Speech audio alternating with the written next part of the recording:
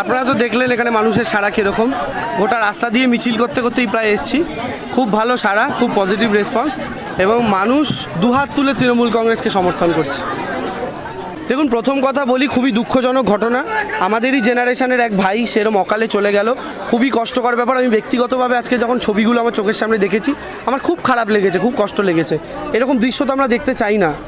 কিন্তু আমি এইটুকু নিশ্চিত করে বলতে পারি যে তৃণমূল কংগ্রেসের কোনো রোল নেই।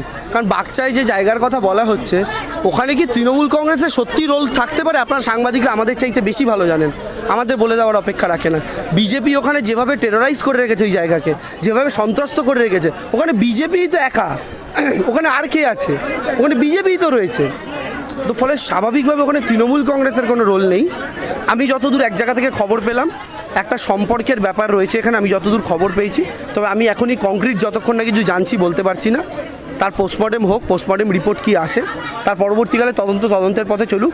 আমার শুধু প্রশাসনের কাছে হাত জোর করে অনুরোধ থাকবে, যেই দোষী হোক, যারাই দোষী হোক, তাদের যেন সর্বোচ্চ শাস্তি হয়। সে শুভেন্দু তো যা খুশি তো সিবিআই তদন্ত দাবি করেন। শুধুমাত্র ওর নারদার কেসে সিবিআই কেন চুপ আছে এটা নিয়ে কথা বলে না, ওর সারদার কেসে কেন সিবিআই চুপ আছে এটা নিয়ে কথা বলে না। তো শুভেন্দু অধিকারী কথার কোনো গুরুত্ব নেই, উনি এরকমভাবে উল্টোপাল্টা বকেন। কিন্তু আমাদের মূল উদ্দেশ্য হচ্ছে, যদি কেউ দোষী হয়ে থাকে তার যেন শাস্তি হয়। এটাই তো ওদের স্বভাব। আমাকে ধাক্কাধাক্কি করেছে, স্লোগানিং করতেই পারে, যে কেউ করতে পারে, কিন্তু তা বলে ধাক্কাধাক্কি করবেন, গায়ে হাত তুলবেন।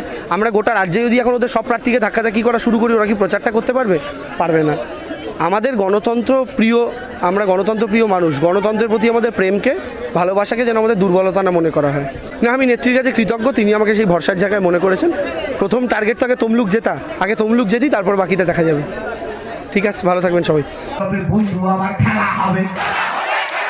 বুঝে বুঝে খেলা হবে, এই ময়না জুড়ে খেলা হবে, এই রাজ্য জুড়ে খেলা হবে, এই তমলুকেতে খেলা হবে, এই হলদিয়াতে খেলা হবে, এই কোলাঘাটে খেলা হবে, এই আই গদ্দার খেলা হবে, এই আই শুভেন্দু খেলা হবে।